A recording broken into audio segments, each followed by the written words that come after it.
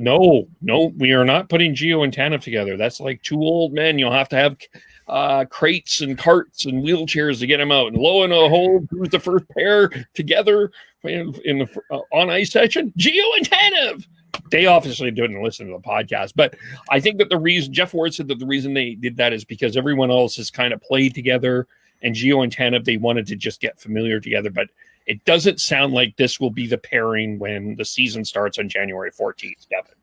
No, I listen. Looking at these different lines here and these different Iginla to McDonald groupings, if you will, I see it a bit different as far as like these are going to be the lines.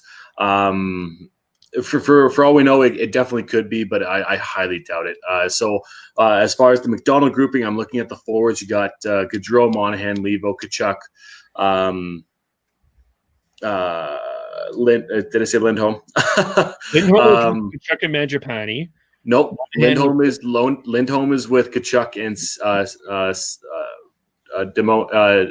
Wow. It was okay. I'm going to find the lines. Pat Steinberg had them, but if I'm going off of my memory is correct. It was Monahan, Gaudreau, and Simone together today. It was Lindholm, Kachuk, and Mangiapane together today. Backlund was with Bennett and someone. I have completely different lines, so I don't know which one to go off. I'm going off of Ryan Pikes. Like there was a couple things that came out.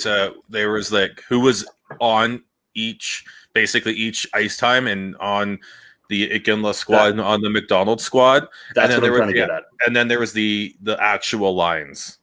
So the biggest thing is either way, I'm looking at this is going off of Ryan Pike, what he set up as the McDonald and Iginla.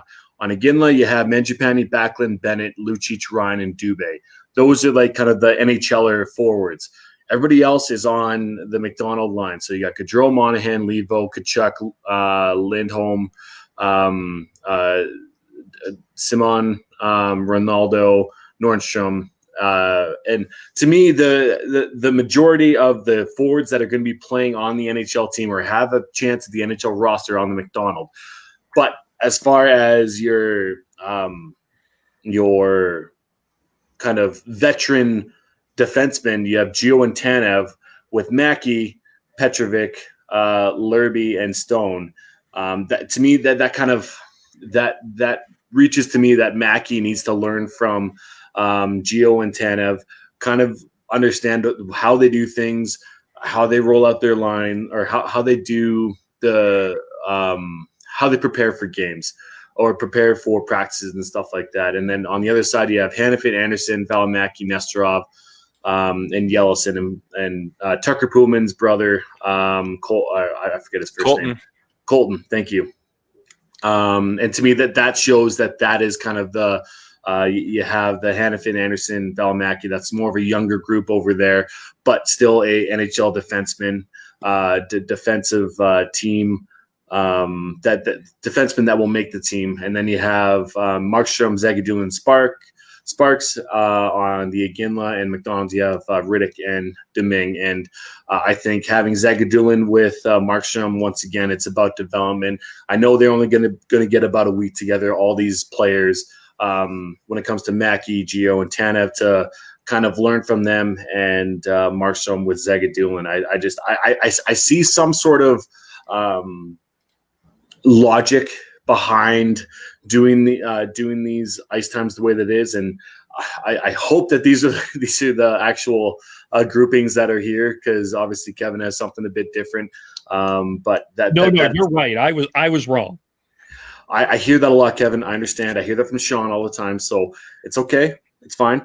That's just kind of like the flow that I see with these groupings.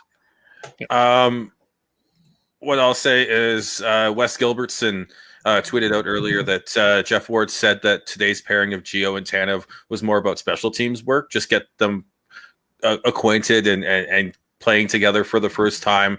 They'll likely be the top penalty kill pairing going into this season.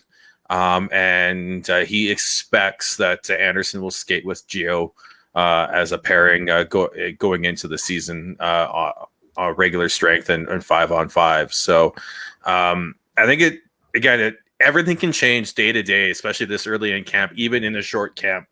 Even though we are only 9 days away from the Canucks first game and 10 days away from the Flames first game, a lot can change. But based off of that, it looks like the Flames are planning to go into their they're going into the season with a top 6 of Gio and Rasmussen, Anderson, Rasmussen. Who's Rasmussen? Wow, that was a good one. That was a nice slip up. Gio and Anderson. Looks like Hanifin and Tanev will be a pair, at least right now. And then it looks like they're gonna give Nesterov a look on the right side with Valimaki getting the other spot in that top 6. So I think that makes the most sense right now. But depending on who they decided to have on their taxi squad and everything, that could what that bottom pair specifically looks like could change throughout the year. Yeah. The one thing, I was listening to the interview of Fan 960 with Treliving this morning, and Treliving was talking about how interested he was in Nesterov.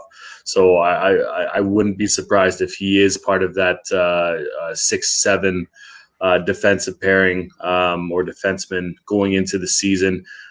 He does have NHL experience with the Montreal Canadiens. He was the captain of the Olympic team for the Russian team.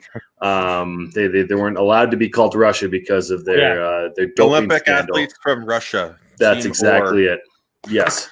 And so he was the captain of that team, and that, to me, that speaks volumes for the type of character that he is and the type of the type of person he is and what he'll bring to the dressing room. So I don't see him being outside too much within the starting lineup of whatever's going to happen on the 12th or 13th. I also a couple other things that I noticed and that I picked up on from Treliving's interview this morning was the fact that there's going to be no massive cuts until basically the day before the Flames play their first game against Winnipeg, and whether or not Johnny and Monty are going to be split up, if they're going to have Tkachuk and Lindholm together, and to me that kind of fuels the fire for me and makes me even more excited to see what's going to happen here within the first, let's say, 5 to 10 games of the regular season. Whether or not Tkachuk, Lindholm, and Johnny are going to be on the same line, how much of a force they're going to be. Well, and that's speculation on my part, but I don't know. I'm excited to see how Gaudreau and Monahan are going to be without each other, because we haven't seen that much, and we saw a little bit of it last year.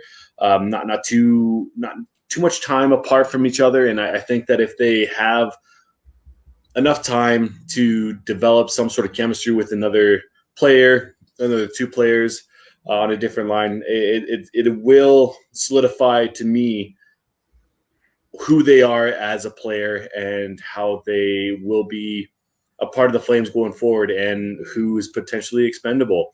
Because I know that there's a lot of people out there who don't want to talk about the potential for a good Gaudreau trade, but it's I feel like not the writing's on the wall, but you have to think about it. You have to talk about it because of the contract structure for Gaudreau after this offseason. He does have a 5-team trade list that he can give to upper management and ask them that, listen, these are my only 5 teams that I can trade to.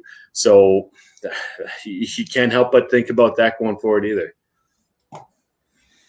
Yeah, that's interesting. I think that my one thing that made me happy was Lindholm at center. I think at the very least, they're open to having Like, I know that that's not forever, but at least they started there, and it's at least part of the conversation. You have to take a look at it, yeah. Yeah, that's what I take away from that. That being said, Devin hit on something that is going to be really fun to watch on the 11th, 12th, and even into the 13th next week. So Monday, Tuesday, Wednesday, depending on when the teams play. The amount of cuts and the amount of waivers and everything that's going to happen on especially the 11th and 12th is going to be absolutely ridiculous because of the short camp and no exhibition games. They're going to want to play as many game type situations, have sort of inter squad games where you go through the whole game day routine as much as possible. I know Travis Green talked about having 4 of those throughout, and the Canucks brass again talked about keeping as many players in camp till the bitter end as possible because of that. So come the Monday and the Tuesday before the season starts, the amount of waivers that are going to and roster transactions that are going to happen for sent down to the AHL as well as to get players onto the taxi squads is going to be absolutely crazy. I think what will be really, really intriguing will be how many if there will be any claims and everything like that, because I think there's going to be some very interesting players that get cut in this situation that are just happen to be a little bit younger and waiver eligible. So there could be some trades as well because of that. Like, they don't want to lose said player for nothing, and next thing you know, they're working a trade. So I'm really looking forward to what Monday and Tuesday look like next week. Yeah, it's going to be completely different from what we know of training camps. Once again, I've talked about this before as far as trade deadline. Sure, there'll be a NHL trade deadline, but I'm sure there's going to be a deadline for certain GMs of when they want to make a trade, because if they are going to be making trades with teams from Canada to the United States and vice versa, there's going to be that quarantine period that they need to. Sorry, that has been waived. They will not have to do that official quarantine. It's just a 7-day, right? Yeah. That's what I mean. Yeah. Okay. Yeah, it's a 7-day quarantine. That does make a massive difference. That's true. 3 to 4 game trade period of whether or not what's going to happen. So I believe that yes, there's going to be a NHL trade deadline, but I feel like GMs are going to make their own trade deadline to make sure that player is going to be able to integrate into the system and with the players and make sure that they are going to make a big impact. And I guess on the other end of that is, when are the bottom tier teams going to want to start trading away some of their assets for picks or prospects or whatever, when that period is going to be? Because, with the 56 game schedule, you got to assume that if you get off to a shitty 10 game start, you got to start thinking about that stuff. Yeah. Yeah, that's and then you also got the expansion draft to think about as well. And I do think, Oh, what a great year to be alive and be a hockey fan. My God, it's going to be great. Got a comment from Sean. Gio and Ras, please. It sounds like he wants Giordano and Ras to be on a pairing together. And I don't think that that's a unreasonable thing to ask for. They are they know each other very well. They played together decently well, and which means that leaves up Tanev to be with Hanifin or Valimaki. And depending on whether or not you think Valimaki is going to be a top 4 defenseman by the end of the year, or you think that Hanifin would benefit from having that stability with Tanev as a defensive partner to get him to that next level that everybody think that everybody thinks that he could potentially get to. That's a great point, Sean. Thanks for commenting on that.